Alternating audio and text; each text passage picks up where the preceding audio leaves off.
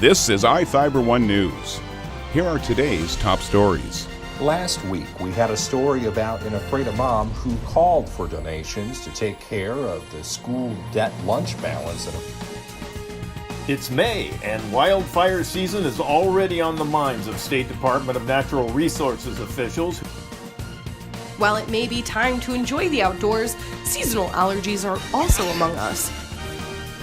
Moses Lake Baseball only needed one more win to clinch the number 1 seed and thereby clinch a berth in the state playoffs. From the iFIBER 1 newsroom, this is iFIBER 1 News, and it starts now. Last week, we had a story about an Ephrata mom who called for donations to take care of the school debt lunch balance in Ephrata. Many answered the call and contributed over $2,000 to that debt. School lunch debts are an issue in districts whose lunch programs are not fully subsidized by the state. iFIBER 1 News checked in with Moses Lake, Eastmont, and Ephrata school districts who currently have negative lunch balances above $6,000. Ephrata School's Food Services Director, Debbie Cook, says if you can't make ends meet, the district will work with you. The Ephrata School District is taking the position that we don't want kids to go hungry, and kids learn best when they are fed and receive a warm meal. And so therefore we don't deny any student a meal. We have a policy that states anything $40 or more will be turned over to a collection agency. There is kind of an increasing element of contact. Before that, parents are contacted at $20, and principals are asked to make personal contact with parents in case there's a problem within the family that we're unaware of. Parents are given applications at the beginning of the year, and they can fill those out if they don't have enough money to pay for their student lunches, and then they are qualified by the food service department, and then they either are granted free or reduced lunches. Unsung heroes like Consolidated Disposal of Ephrata paid $8,800 towards Ephrata's lunch debt, bringing the balance to zero in December of last year. Consolidated also contributed money to schools in Warden and Othello, bringing the total monetary contribution to $13,000. Actually, this Christmas was the first time we've ever done a program like this. We just thought, well, how could we help the communities? And the best way we thought was start at the schools. And, there's a heavy budget and process on the schools. And so we figured how to help the burden is maybe help pay down the school lunches and help the lowest income and everybody else. And then making focus more on education for the kids instead of worrying about getting paid by carrying balances for all these kids. Dietrich says his company is considering donating again this year.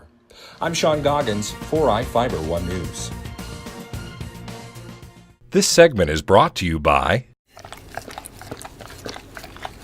Maytag and the family pooch have a lot in common. Both are loyal, both aim to please, and both are tenacious dish cleaners. But only one can sanitize.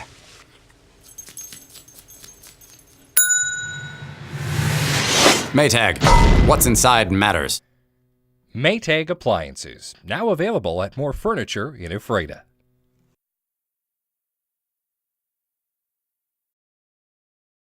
It's May, and wildfire season is already on the minds of State Department of Natural Resources officials who wonder if the season will be worse than last year. Commissioner of Public Lands Hillary Franz joined her DNR Wildlife Aviation aerial firefighting staff at the DNR Tumwater Hangar on Tuesday. They talked about how the agency's flight resources are prepared for the 2018 wildfire season. Franz says the state's fire seasons are getting worse. We know that our fire seasons are getting longer. They're starting earlier and lasting longer throughout the year. A big key component of us making sure that we manage our fires and keep them small and protect our landscapes and also our communities is to ensure that we're getting on our fires as soon as we can. Our air assets are absolutely critical in us being able to do that. Franz points out that the fire season has already started far earlier than normal. Over 2 weeks ago, we had a 300-acre fire in Okanogan County. And then just last week, we actually had a fire just south of here of about 20 acres. And it's important that we call that out because that is a fire that is on the west side of our state.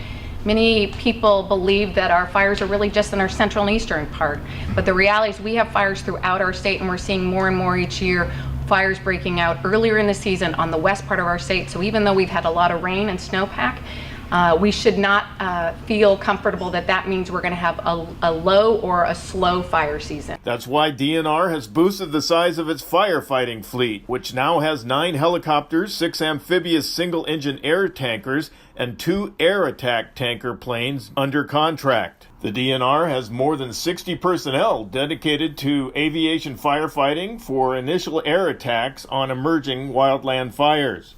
Last year we were able to keep 96% of our fires below 10 acres because of a number of factors. One being that we got our air assets out early and we're able to keep those fires small. We also pre-positioned our equipment, not only our air assets, but also our other fire facility components out on the ground in those areas that we knew would be more prone to fire because of forest health conditions and others.